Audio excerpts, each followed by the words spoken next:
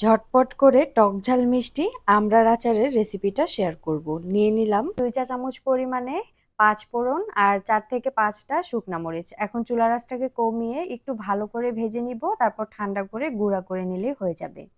এবার একটা আমড়া নিয়ে নিলাম, আর ঝাল টক মিষ্টি আচারের জন্য কিন্তু একটু টক টাইপের আমড়াগুলোকে বেছে নিতে হবে, তাহলে ঝাল টক মিষ্টি আচারটা সব থেকে বেশি ভালো হয়। আমি এই আচারটাও 1 কেজি আমড়া দিয়ে বানিয়ে দেখাবো। প্রথমে ছিলে নিলাম আর তারপরে এরকম করে একটু লম্বা লম্বা করে কেটে নিচ্ছি। মাঝখানের যে শক্ত অংশটা আছে আমি সেটা নিব না, তবে কেউ পছন্দ করলে এটার সঙ্গেই আচারটা বানাতে পারবেন। সবগুলো আমড়াকে একরকম ভাবে কেটে নিলাম। এখন খুব ভালো মতো ধুয়ে একটা ছাঁকনির সাহায্যে 10 মিনিটের জন্য ছাঁকতে দিয়ে দিব পানিটা।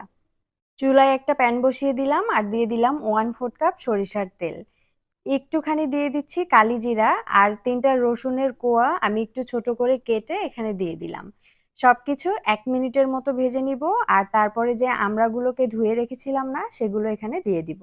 আমড়াগুলো দিয়ে তেলের মধ্যে উল্টে পাল্টে 2 থেকে 3 মিনিট সময় নিয়ে ভালো মতো ভেজে নিতে হবে। এরপর দিয়ে দিলাম 1/2 চা চামচ হলুদের গুঁড়া, 1/2 চা চামচ লাল মরিচের গুঁড়া আর স্বাদ মতো লবণ। লবণটা আমি 1/2 চা চামচ পরিমাণে দিয়েছি, পরে বিট লবণ ব্যবহার করব তাই। আচ্ছা, সবকিছু দেওয়ার পরে আবারও 2 মিনিটের মতো ভেজে নিতে হবে। তারপরে এখানে দিয়ে দিব প্রথমেই যে পাঁচফোড়ন আর মরিচটা গুঁড়া করে রেখেছিলাম সেইখান থেকে কিছুটা মশলা। পুরো মশলাটাই প্রথমে দিতে যাবেন না, কারণ বাকিটা শেষে আবারও ব্যবহার করতে হবে। আমি অর্ধেকটা দিয়ে দিচ্ছি আর অর্ধেকটা পরে ব্যবহার করব। আচ্ছা, মশলাটা দেয়া হয়ে গেলে আবারও সবকিছুর সঙ্গে খুব ভালো মতো মিশিয়ে নিতে হবে। আর তারপরে দিয়ে দিচ্ছি 1/2 কাপ পরিমাণে চিনি।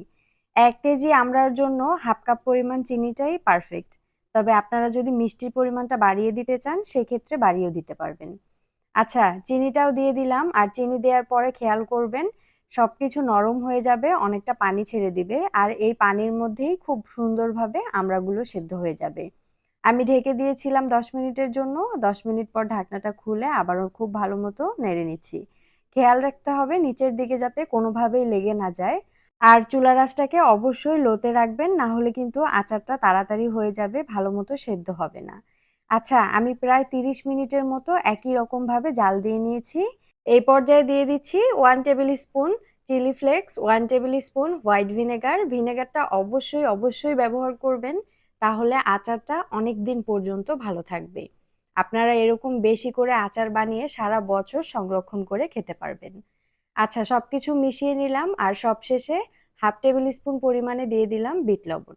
বিট লবণটা দেওয়ার পরে সবকিছুর সঙ্গে মিশিয়ে একবার চেক করে দেখবেন, যদি লবণের পরিমাণটা কম মনে হয় সেক্ষেত্রে এই পর্যায়ে আরেকটু লবণ দিয়ে নিতে পারবেন। আচ্ছা, সবকিছু দেওয়ার পরে আমি আবারও 5 মিনিটের মতো সময় নিয়ে এগুলোকে নাড়তে থাকবো, আর চুলার জালটাকে একই রকমভাবে লোতে রেখেছি। 5 মিনিট পর শুরুতেই যে মশলাটা বানিয়ে রেখেছিলাম সেটা দিয়ে দিব পুরোটাই।